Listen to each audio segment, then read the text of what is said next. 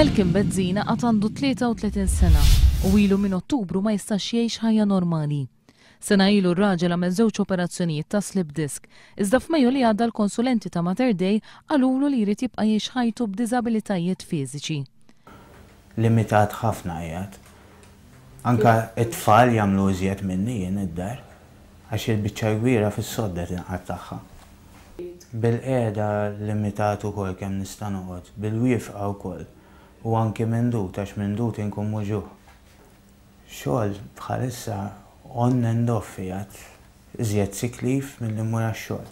Minħabba l-kundizzjoni tiegħu ikollu jieħu ħafna pilloli sabiex jitaffi ftit mill-luġieħ li jħoss ta' kuljum. Nieħu tramadol bħalissa li huma pinnoli qawwijin ħafna li anke għandhom effetti speċi li jġibuk dizzy, tibda anka l-vista jaffettwak u hekk, jiġifieri daw pirmli qawwijin ħafna.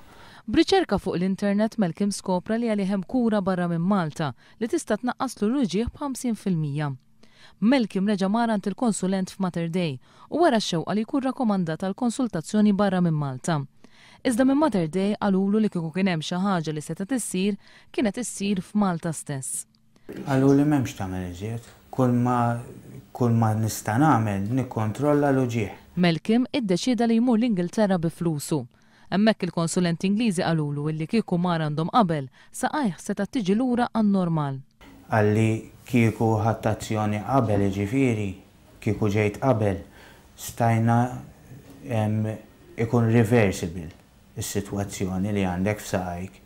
Imma llum il-ġurnata sfortunatament li jista' jagħmel biss huwa li itaffili l-luġieħ 50%. Il-konsulenti Ingliżi għarfuh ukoll li issa seta' tissirlu operazzjoni bil-laser li sal-lum ma ssirx f'pajjiżna.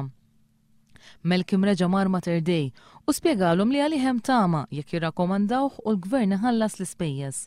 Iżda r-risposta minn Mater Dei reġgħet kienet l-istess. Din id-darba Malcolm ma jistax iħallas minn butu l-eluf ta' euro li għandu bżonn għall-operazzjoni. Ir-raġel li nstab ħati mill-ewwel qorti li tefa' l-kelb tiegħu fi skip fil-Kalkara ma natax il-libertà proviżorja sakemm il-każ tiegħu jiġi deċiż fl-appell. Aktar kmieni dan ix-xahar ir-raġel ingħata sentenza ta' 9 xhur ħabs u 20,000 euro multa talli wettaq moħqrija fuq il-kelb boxer tiegħu li miet ftit tas-sigħat wara li ntefa' fi skip. Skont il-qorti Joseph Gallia ma jistax ikun fdat anke għaliex fil-passat diġà kellu każijiet oħra ta' moħqrija tal-annimali. Il-kawża tal-appell se tinstema' fid-9 ta' Novembru li ġej. Fl-ewwel 8 xhur ta' din is-sena saru aktar minn 160,000 ilment mal-kumpanija tal-gvern li tieħu ħsieb il-kontijiet tad-dawlu l-ilma, l-Arms Limited. Medja ta' 644 ilment kuljum. L-ilmenti qed jidħlu fi żmien meta l-Arms nefqet 300,000 euro f'konsulenzi u kważi 3 miljun euro f'software biex toħroġ il-kontijiet.